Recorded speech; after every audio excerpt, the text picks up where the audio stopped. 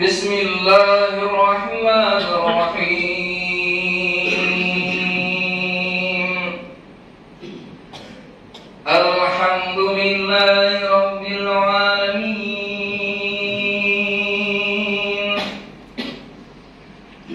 Ar-Rahmanir-Rahim. Malik yaumiddin. Marilah kita panggil, panjatkan puji syukur kepada Allah Subhanahu wa taala yang mana sampai saat ini kita masih dilimpahi segala nikmat sehat, nikmat sempat, nikmat iman dan Islam, sehingga kita sampai dapat berkumpul di Masjid Raudhatul Jannah Rumah Sekalian Jantara 2 Kota Pramudik yang kita cintai ini dalam rangka melaksanakan agenda rutin yaitu safari subuh Ahad bersama Dewan Masjid Indonesia Pramudik IKI, Majelis Ulama Indonesia dan Takmir Masjid Kota Pramudik Ahad 2 Syakban 1444 Hijriah bertepatan dengan 12 Maret 2023 Masehi. Assalamualaikum warahmatullahi wabarakatuh. Alhamdulillahirabbil alamin wassalatu wassalamu ala asyrafil anbiya'i wal mursalin sayyidina wa maulana Muhammad wa ala alihi washabihi ajma'in. Amma ba'd. Bapak-bapak, ibu-ibu, saudara-saudaraku yang berada Allah Subhanahu wa taala. Alhamdulillah syukur sampai dengan saat ini kita masih diberi nikmat kesehatan dan kesempatan oleh Allah Subhanahu wa taala. Sehingga kita semua dapat bersilaturahmi di Masjid Raudhatul Jannah ini. Dalam rangka safari subuh Ahad, program kerja dari Dewan Masjid Indonesia Kota Pramudik. Salawat beserta salam semoga selalu dilimpahkan kepada junjungan kita Nabi Muhammad sallallahu alaihi wasallam beserta keluarga, sahabat dan pengikutnya serta kita semua yang hadir di sini hingga akhir zaman. Assalamualaikum warahmatullahi wabarakatuh.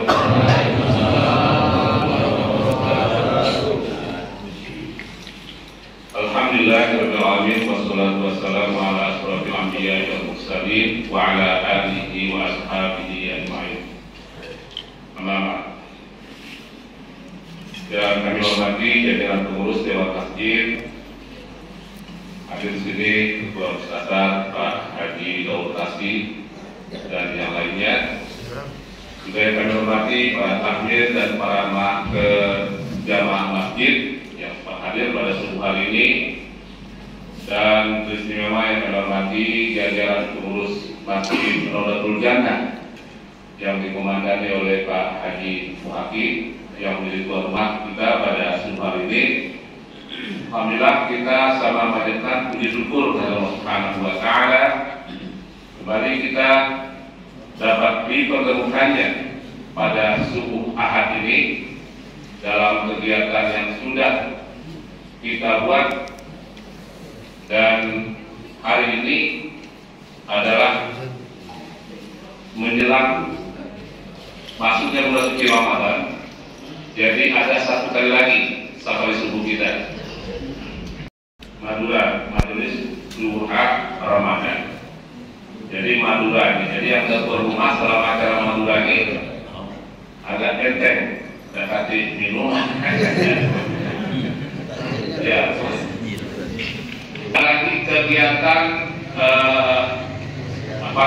tausiah menjelang berbuka puasa. Jadi diselenggarakan lebih kurang dimulai pukul 5 sore sampai berbuka setiap hari Ahad juga, dan Kamis ya. Oh, Kamis ada perubahan. Kamis setiap hari Kamis sore, dan untuk tempat penyelenggaraannya dimintakan di 4 penjuru. Jadi mulai barat, timur, selatan, utara. Dan yang sudah menawarkan diri dan terisi dan insya Allah sudah positif itu Masjid Al-Hikmah. Pertemuan perdana kita sudah membahas tentang al-madkhal al-aqidah, pintu masuk akidah. Kita sudah belajar tentang apa itu akidah. Lalu di pertemuan kedua kita belajar tentang inti dari akidah Islam, yaitu tauhid. Apa itu tauhid? Kemudian sekarang kita akan membahas tentang lawan dari tauhid. Lawan dari tauhid. Jadi inti akidah Islam itu kan tauhid. Nah, ada lawan tauhid namanya syirik. Namanya syirik. Syirik ini akan kita bahas pada pagi hari ini. Tauhid masih ingat Pak? Masih ingat ya Pak? Kenapa lupa ya? Pak Tauhid. Jangan sudah lagi. Baik, saya langsung ya insyaallah jam 6:04 Pak Joko ya. Baik, kita lihat syirik. Kita definisi syirik. Asyirku.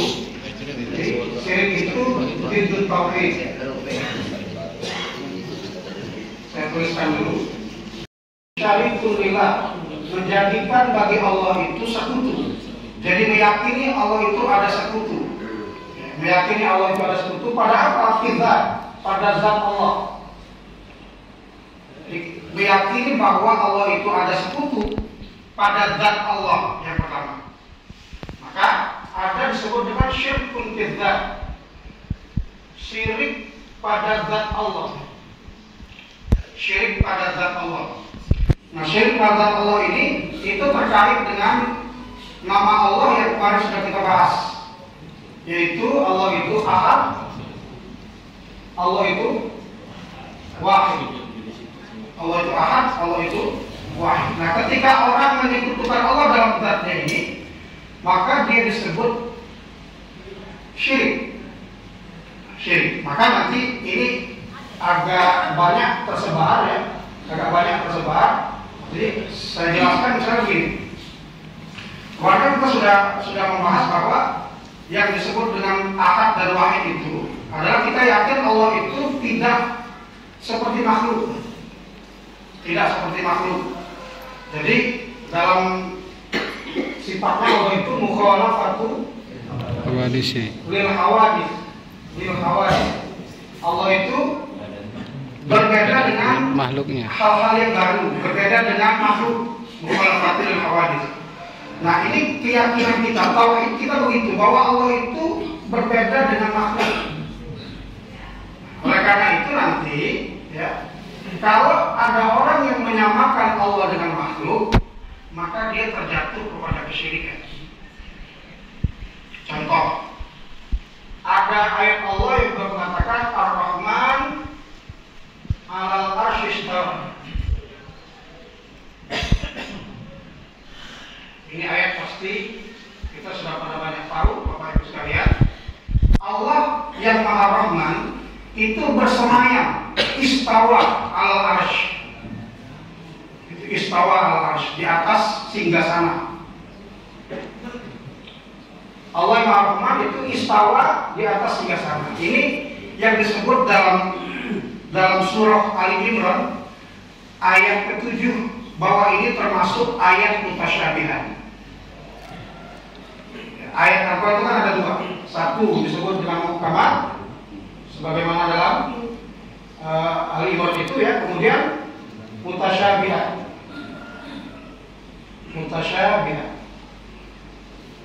Mutasyabihat, muhkamat itu ayat muhkamat itu ayat yang pasti, maknanya jelas, tidak perlu ditafsirkan, sudah jelas.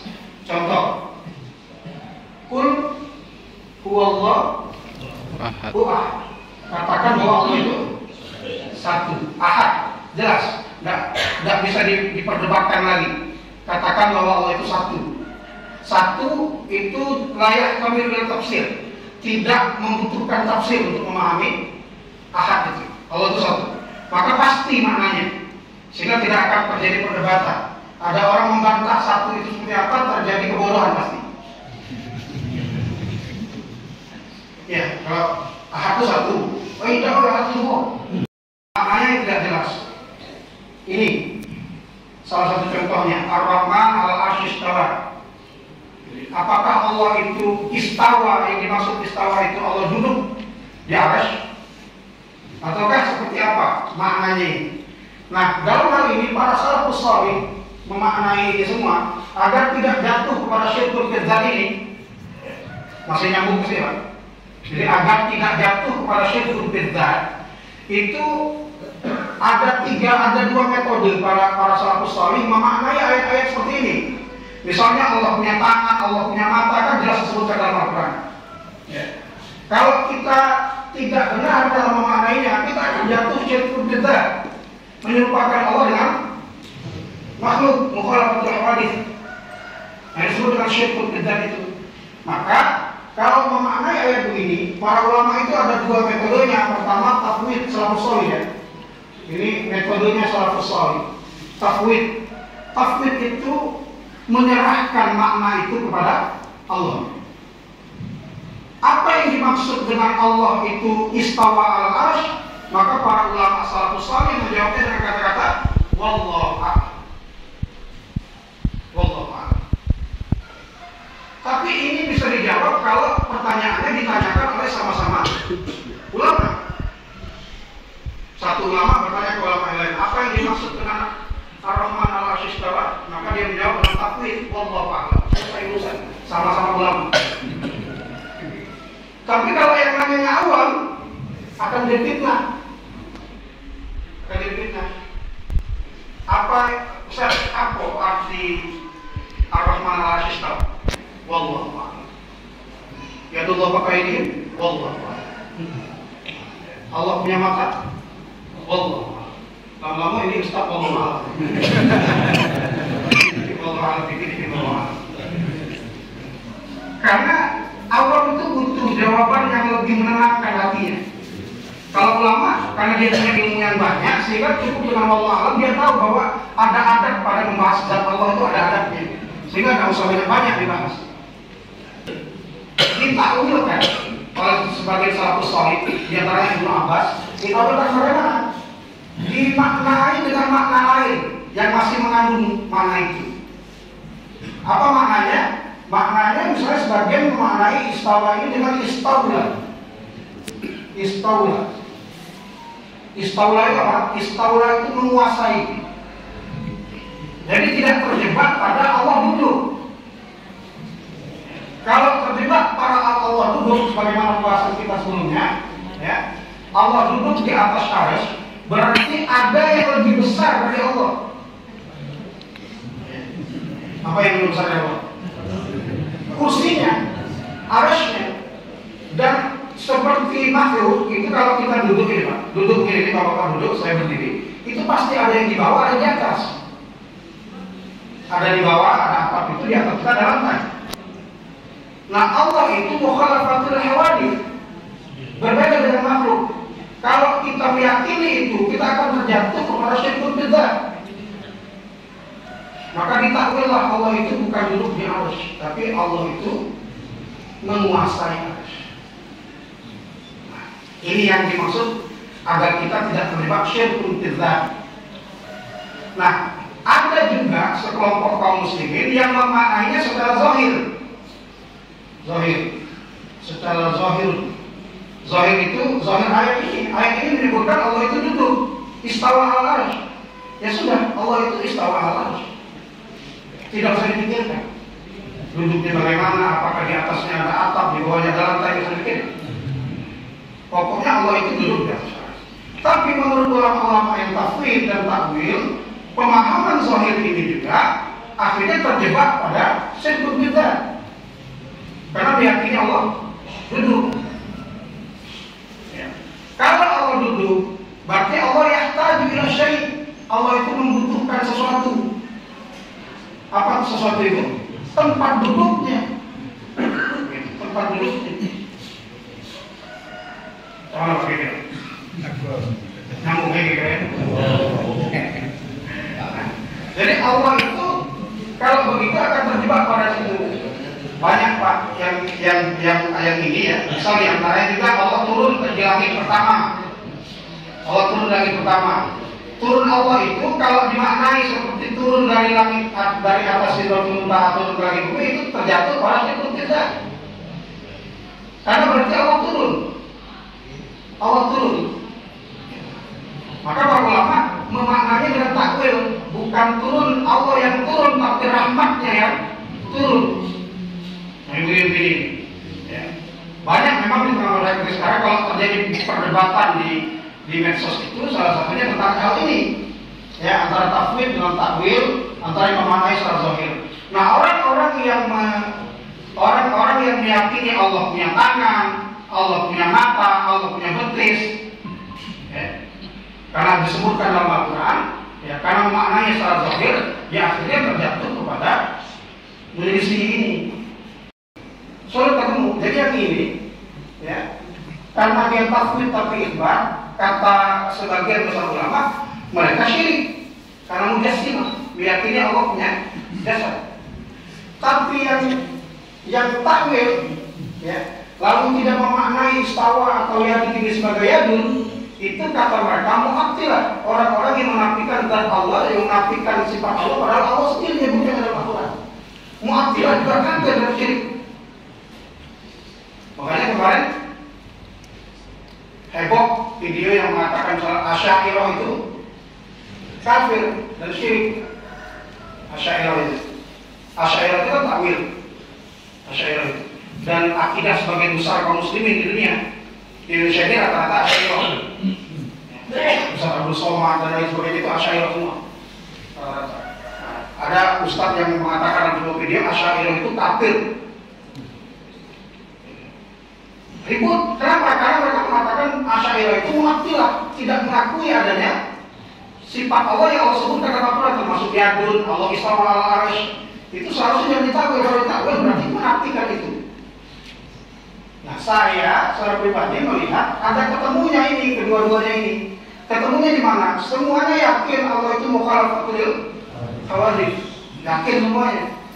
Gitu. Dengan ayat yang mengatakan laisa kamitslihi syai'un. Nah, kalau kita mau ketemu di titik ini, tidak ribut kita. Ya, jadi kalau kita mau ketemu di titik ini, tidak ribut.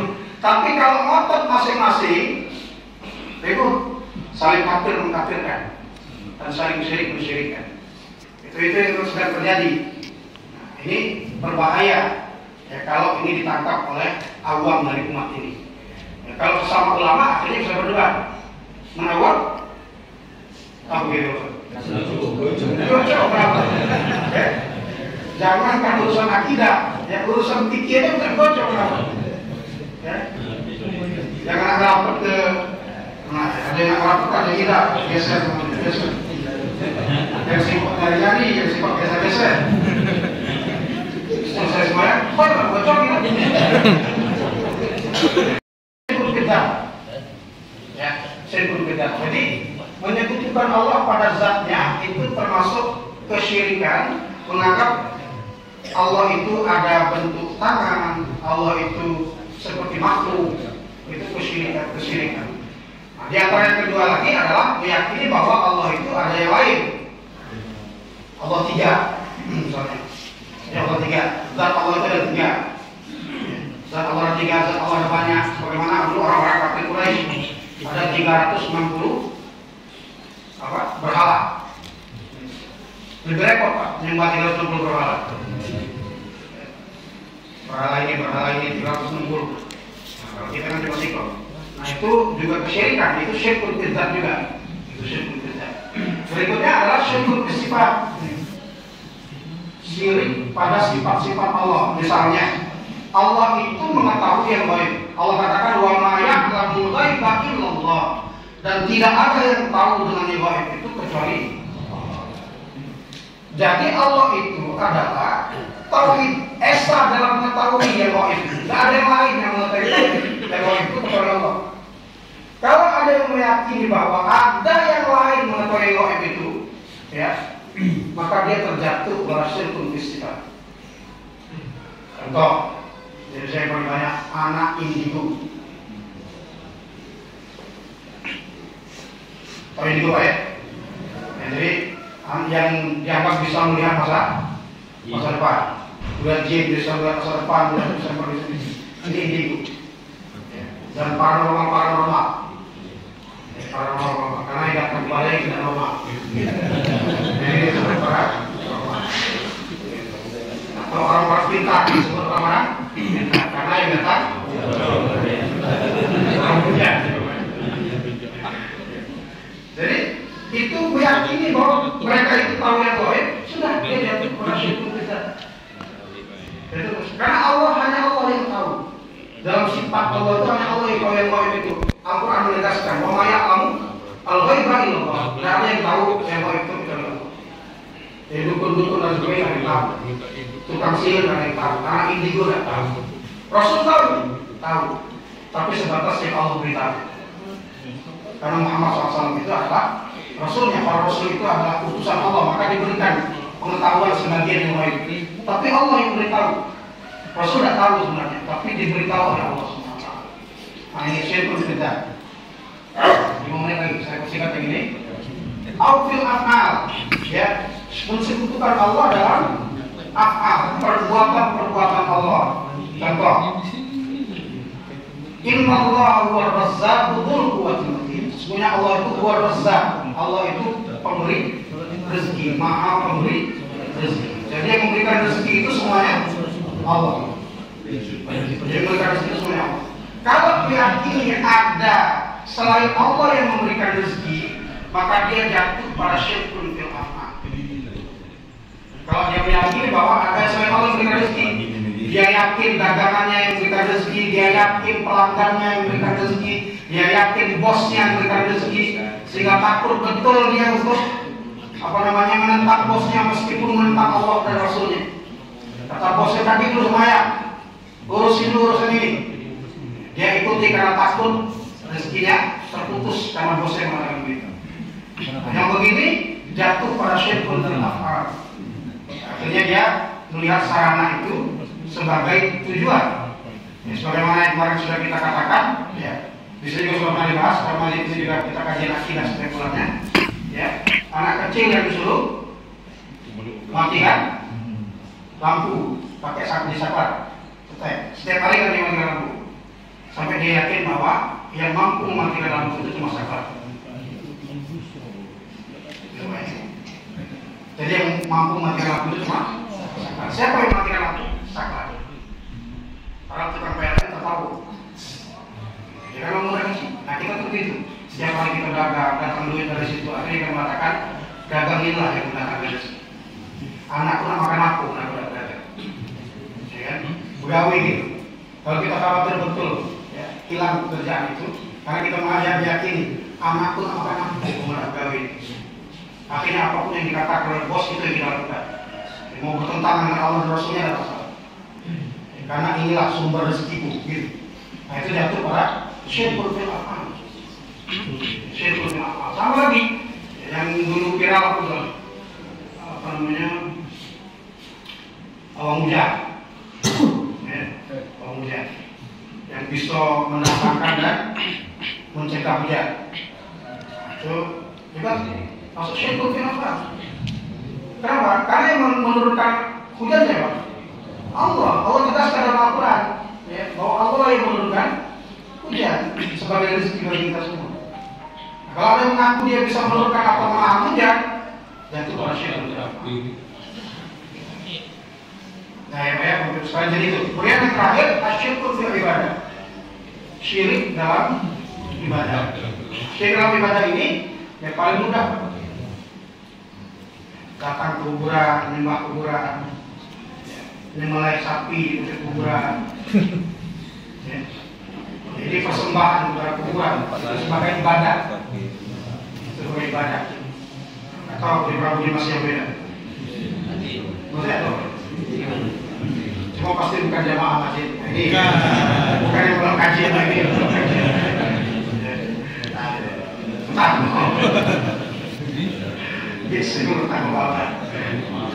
Nah, jadi masih ada yang begitu. Jadi beribadah. Ibadah itu banyak hal, berdoa, ya. Berdoa, kemudian apa namanya nazar, bersumpah, itu termasuk ibadah. Takut itu juga ibadah. Nah, ini kita tidak boleh terjatuh pada syirkul ibadah ini. Kalau kita begitu, ya, kalau menyembah patung kita jauh lah, insya Allah. Jauh lah. Kalau itu jelas, itu syirkul ibadah. Menyembah patung itu. Tapi kalau menyembah patung rasanya umat Islamnya jauh. Ya. Tapi yang begini, yang begini, datang ke kuburan kuyang, minta jodoh, ini jatuh pada syirkul fil af'al. Minta rezeki, lebih parah lagi minta togel, minta nomor togel.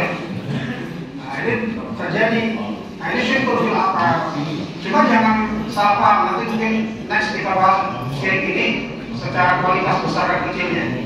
Jadi ada satu yang agak salah paham itu adalah ketika orang datang ke kuburan kuyang itu dengan niat bukan menyembah, bukan minta ke kuyang, tapi niatnya adalah menjadikan ulama yang di kuburan ini sebagai wasilah atau artinya tawassul. Ini memang terjadi perbedaan pendapat ulama. Jadi jangan pukul rata juga. Jadi sebagian ulama dari ini, ulama itu sepakat kalau orang datang ke kuburan itu niatnya untuk apa namanya minta kepada kuburan itu, para ulama sepakat ini syirik besar, keluar dari sana. Nah tapi kalau datang ke kuburan itu menjadikan ulama yang sudah wafat itu wasilah, para ulama terbagi menjadi dua. Satu yang mengatakan tetap itu syirik dan termasuk syirik besar. Yang kedua mengatakan tidak, itu tidak syirik. Waalaikumsalam warahmatullahi wabarakatuh.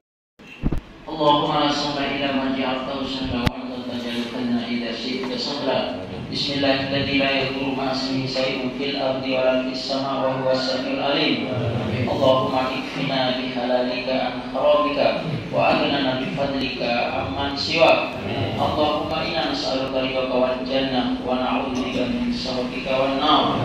Allahumma izzil Islam wal muslimin. Allahumma izzil Islam wal muslimin. Allahumma izzil Islam wal muslimin. Allahumma ansur ikhwanal muslimin al-mustad'afin fi kulli zaman wa fi kulli makan. Allahumma ighfir lil muslimin wal muslimat, lil mu'minin wal mu'minat, al-ahya minhum wal amwat, innahu qaribun mujibud da'wah ya qadiyal hajat. Rabbana la tu'akhidhna in nasina aw akhtana. Rabbana wa la tahmil 'alaina isran kama hamaltahu 'alal ladzina min qablina. Rabbana wa la tuhammilna ma la taqata lana bihi wa'fu 'anna waghfir lana warhamna anta maulana fansurna 'alal qaumil kafirin. Rabbana la tuzigh qulubana ba'da idh hadaytana wa hab lana min ladunka rahmah innaka antal wahhab. Rabbana ighfir lana wa li ikhwanina alladziina sabaquna bil iman wa la taj'al fi qulubina ghillan lil ladziina amanu rabbana innaka ra'ufur rahim. Rabbana ighfir lana wa li walidayna warhamhuma kama rabbayana shaghira. Rabbana atina fid dunya hasanah wa fil akhirati hasanah wa qina adzabannar. Wa qina adzabannar wa qina adzabannar. Wa sallallahu ala Muhammadin wa ala alihi wa sahbihi wa sallam. Subhana rabbika rabbil izzati amma yasifun wa salamun alal mursalin. Alhamdulillahi rabbil alamin. Taqabbalallahu minna wa minkum.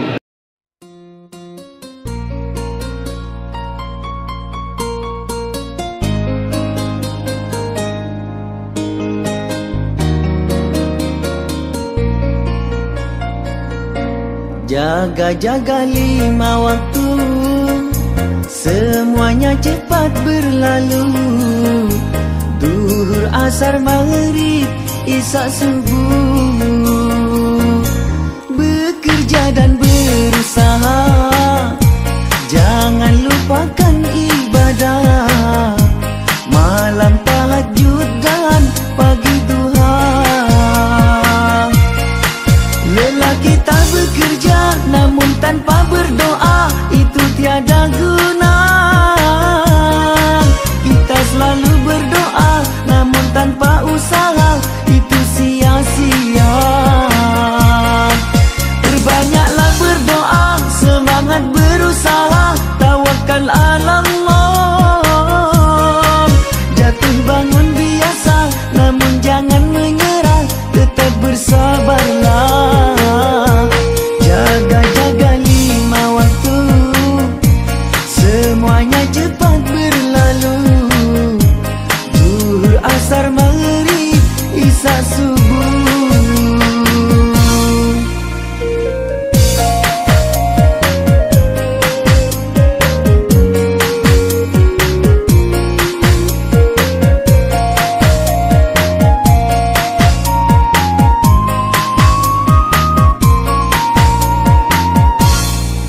Hai para pedagang yang sibuk